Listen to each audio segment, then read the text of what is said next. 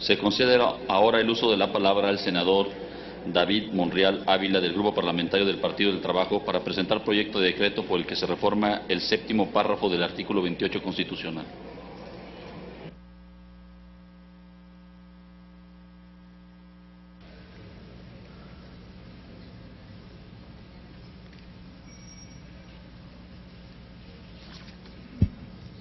Con su permiso, señor presidente. Los estados y sus municipios tienen la facultad para cubrir su financiamiento a recurrir a sus fuentes ordinarias de ingresos, impuestos recaudados por sus propias autoridades y apoyos otorgados por la Federación.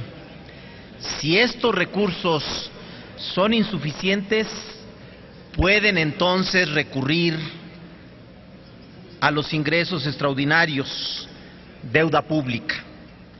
Sin embargo, varias entidades federativas están pasando por un severo bache económico. Esto se debe a que a los gobernadores, en complacencia con sus congresos locales, decidieron endeudar a sus respectivos estados sin rendir cuentas a nadie. Esta problemática se ha venido fraguando, creciendo desde el año 2009. Por su parte, la Secretaría de Hacienda y Crédito Público reportó que durante el pasado sexenio, 9 entidades federativas registraron un incremento exponencial en su deuda. Chihuahua, con más del 8,000% de su crecimiento. Zacatecas, con un aumento de más del 2,000%. Campeche, con 1,788%. Chiapas, con 1,562%. Tamaulipas, con 1,266%. Quintana Roo, con un alza de 664%. Veracruz con 518% y Michoacán con el 473%. Derivado del déficit presupuestario en el que han estado inmersos los estados y municipios, estos se ven en la necesidad de solicitar préstamos a entidades integrantes del sistema financiero mexicano. Al respecto, en el análisis de la deuda pública de las entidades federativas y municipios elaborado por la Auditoría Superior de la Federación, indicó: la deuda pública subnacional al cierre del 2011 muestra que por tipo de deudor el 80,9% es deuda de los gobiernos de las entidades, el 11,3% de los municipios y el 6,3% de organismos estatales, 1,5% de organismos municipales.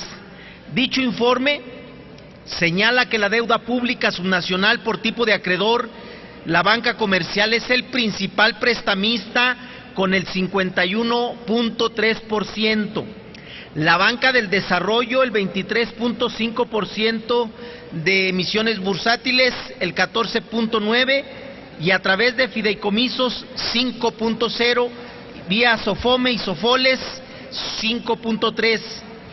Es importante mencionar que con base en la información de la Comisión Nacional Bancaria y de Valores, el Banco Interacciones es el líder del otorgamiento de créditos a gobiernos subnacionales al administrar el equivalente del 73% de su portafolio total de obligaciones. Le sigue Multiva con una proporción del 56% de su cartera, así como Bansi y Afirme, que tiene 33% de sus portafolios de crédito otorgados a las administraciones locales. Asimismo, es inadmisible que la misma Asociación de Bancos de México, la Secretaría de Hacienda y Crédito Público y el Banco de México no tengan conocimiento de los verdaderos montos de la deuda pública, y en este sentido existen supuestos cálculos que realizó dicha asociación de algunos de los estados más endeudados, pero no cifras claras, y lo peor aún, reales de la cantidad que se debe. Las entidades federativas son entes autónomas, sin embargo, han demostrado incapacidad para controlar la adquisición de deuda pública, lo que podría provocar un grave riesgo financiero que desemboque en una crisis económica que afecte el bolsillo de los mexicanos. Derivada de dichos sucesos, el Congreso de la Unión aprobó una iniciativa que reforma diversos artículos de la Constitución Federal en materia de disciplina financiera de las entidades federativas y municipios. Con dicha innovación se concreta una estructura legal que garantizará la certeza jurídica y fijará límites al endeudamiento subnacional.